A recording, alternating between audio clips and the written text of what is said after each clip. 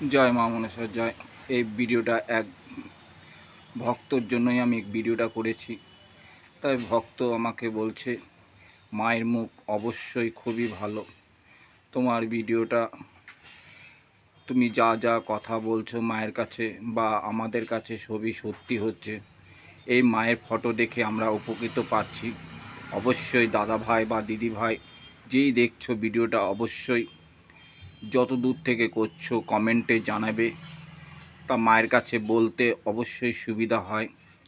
তা এক দিদি ভাই কমেন্ট করেছিল, আমার অনেক দিন হয়ে গেছে, বিবাহ হয়েছে, সন্তান হচ্ছে না, তা কিভাবে সন্তানের ব্যবস্থা মা করে দেবে। তা আমি সেই দিদি ভাইকে বলছি অবশ্যই মা তোমাকে সন্তান অবশ্যই মা দেবে। যেই সন্তানই চাইবে সেই সন্তানই অবশ্যই দেবে।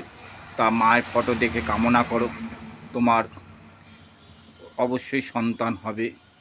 তা যে দিদিভাইদের সন্তান মায়ের কাছে সন্তান চেয়ে গোপাল দিয়েছে দেখাচ্ছি তোমাদেরকে, দেখেছো এই গোপালগুলো যে দিদিভাইয়ের সন্তান হয়নি মায়ের কাছে কামনা করে এই দেখো গোপাল দিয়েছিল। কত গোপাল মায়ের কাছেই দিয়েছে, যাদের সন্তান হয় না তাদের গোপাল মায়ের কাছে দেয়।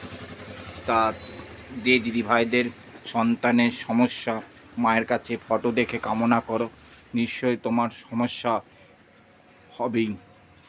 তা অবশ্যই মাকে কমেন্টে জানাবে কত দূর থেকে তোমরা ভিডিওটা দেখছো মায়ের।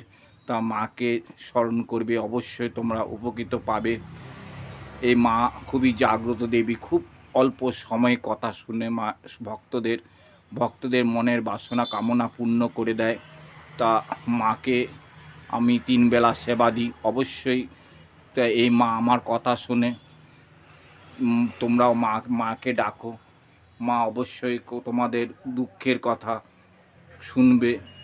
মাকে ফটো দেখে দুঃখের কথা বলো, মা অবশ্যই তোমাদের দুঃখ দূর করে দেবে, কৃপা করবে। তা সবাই একবার বলো জয় মা মনসা দেবী জয়। এক মা খুব জাগ্রত মা। কার্তিক মাসে 20 তারিখে মায়ের পুজো হয়। মা এই ভিড়ের থেকে নামে না। অবশ্যই মা কার্তিক মাসে 20 তারিখে এই প্রতিমা পাল্টানো হয়। সবাই একবার বলো জয় মা মনসা দেবীর জয়।